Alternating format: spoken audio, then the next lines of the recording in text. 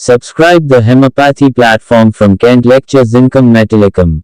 Zinc has a full and substantial proving, including symptoms of every part of the body.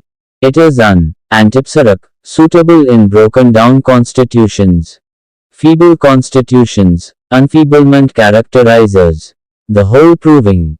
The zinc patient is nervous and extremely sensitive, excitable, trembling, quivering, twitching of muscles, tearing pains along the course of the nerves, tingling, excited on the least provocation, oversensitiveness in one part, and lack of feeling in another.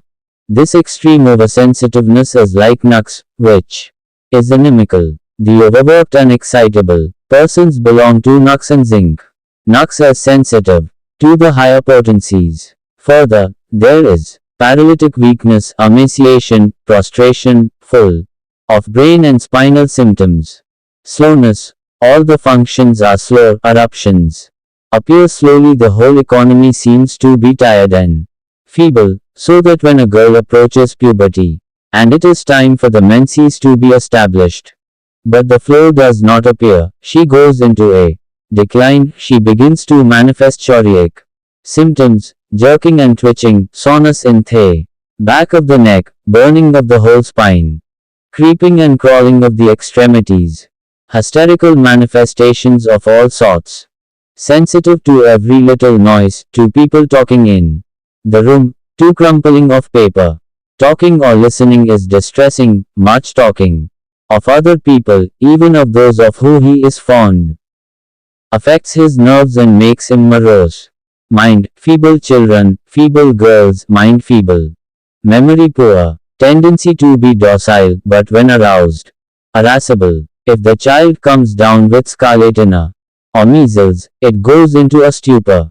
The eruption does not come out. There is a tendency to convulsions, drawing in the extremities, suppression of urine, rolling of the head from one side to the other, and from stupor it goes into complete unconsciousness, inability to throw eruptions to the surface. Slowness again, the stomach is slow in digesting, sour vomiting. The intestines are sluggish. The rectum becomes compacted, difficult expulsion of urine, paralysis of the bladder and tedious constipation associated with spinal symptoms. Urine slow in starting, can pass it only when sitting, and in some cases only when sitting, leaning back against the seat with hard pressure. Back and limbs, aching in the dorsal, lumbar, and sacral regions, better when walking and worse from rising from a seat.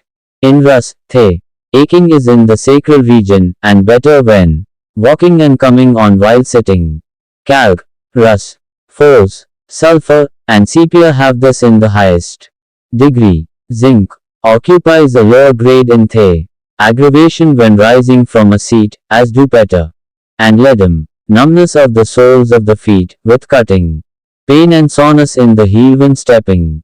Fulgurating pains, stitching, stabbing, and tearing. Tabes dorsalis. Limbs paralyzed, paresis, and finally paralysis of one or both sides, jerking, trembling, and prostration. Shocks and jerking during sleep.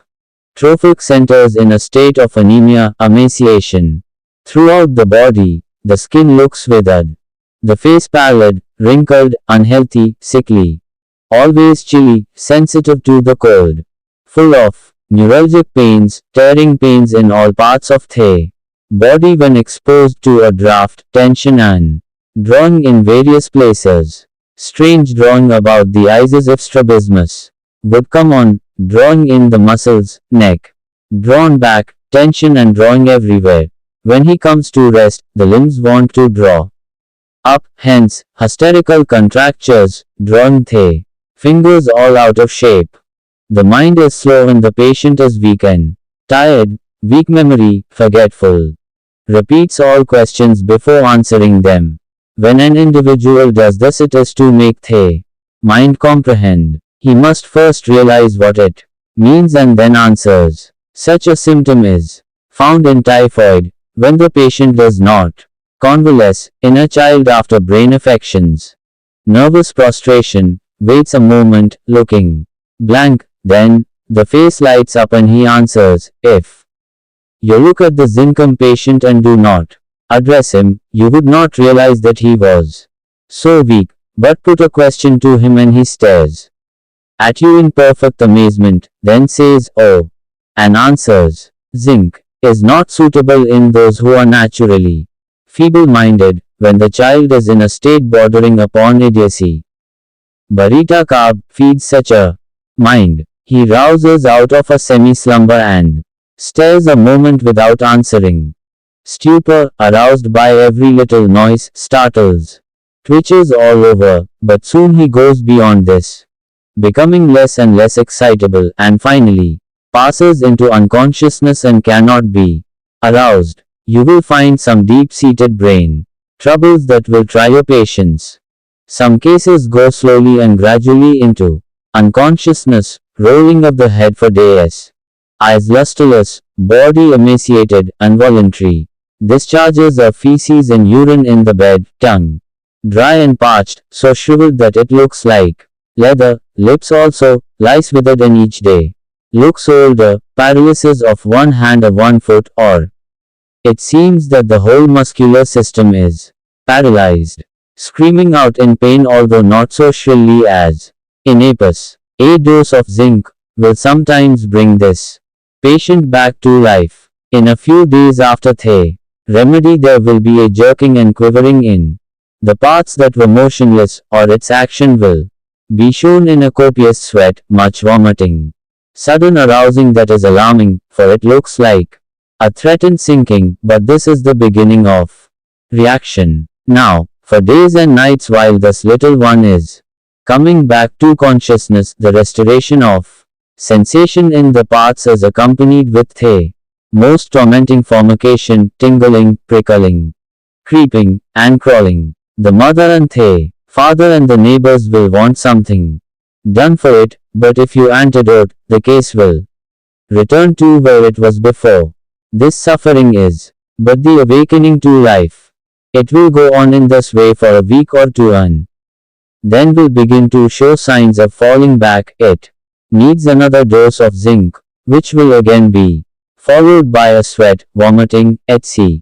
You will see this in spinal meningitis. The early stage will be that of congestion, and Bell may palliate, but with the onset of the symptoms enumerated above, zinc is the only remedy that will cure.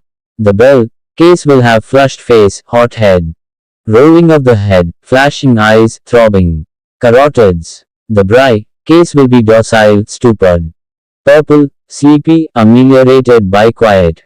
The Helleborus case will exhibit but little fever, cold extremities, tossing of the head, dilated pupils, unconsciousness, can hardly be aroused, rolling head from side to side, but when the reflexes are abolished, zinc comes in. After the relief from gels, Bell, or Bry, give zinc. Rugged little fellows who hang on for weeks in this state, emaciating and unconscious. You must take the mother aside and inform her what will happen if the child returns to consciousness. If you do not, you may be turned out of the house. A person advanced in years cannot stand such an ordeal, but it is astonishing how the little ones can endure the prolonged congestion and inflammation. After scarlet fever and badly treated meningitis, tubercular meningitis, I have carried these severe forms of brain disease through on phosphorus, which has a picture somewhat like that of Zincum. There is no record of any recovery from tubercular meningitis, but a homeopath can cure some of these cases, though it may take 2 or 3 months to go down and come up out of it, with 2 or 3 relapses. Eyes. Among the eye symptoms we have a peculiar thickening and opacity of the conjunctiva, which is infiltrated, leathery, has yellow spots on it and the corners are thickened, like pterygium. Dunham made a remarkable cure of pterygium. The report of the case in the guiding symptoms is as follows. Pterygium in right eye just encroaching on cornea, in left eye extending to the pupil from the inner canthus. itching and stinging pain in inner angles of eyes, with cloudiness of sight, much burning of the eyes and lids in the morning, and in the evening with feeling of dryness and pressure in them. Zinc has cured distressing thickening of the lids, ectropion and entropion, granular thickening of the lids. In a severe case of entropion where the lashes were playing up and down the ball with lacrimation, great inflammation and redness, zinc removed the whole trouble. Violent photophobia, it seems as if the light would blind him. Zinc and youth are closely related in eye troubles. Strabismus after brain troubles. Ever since scarlet fever, he had strabismus. She has much trouble with the menses, dysmenorrhea. Menses. But here is a striking symptom, no matter what the violent symptoms are, pains in the ovaries, in the uterus, hysterical excitement. As soon as the menstrual flow appears, there is relief. Violent pains in the ovaries relieved by the flow. This is a great contrast to sinusifuga, which has nervous excitement and hysteria during the flow. And the more copious it is, the more violent are the pains. The larch and zinc symptoms are worse before and better with the flow, but in the former the pains all return when the flow slacks up again. Sinusifuga has at times an intermittent flow, then pain ceasing with each intermission, returning when the flow again appears.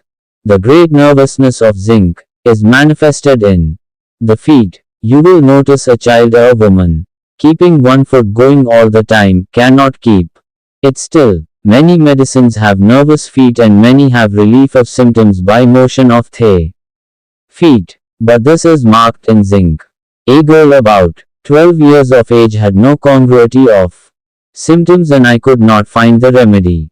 The mother said the child mortified her by keeping one foot constantly going in church.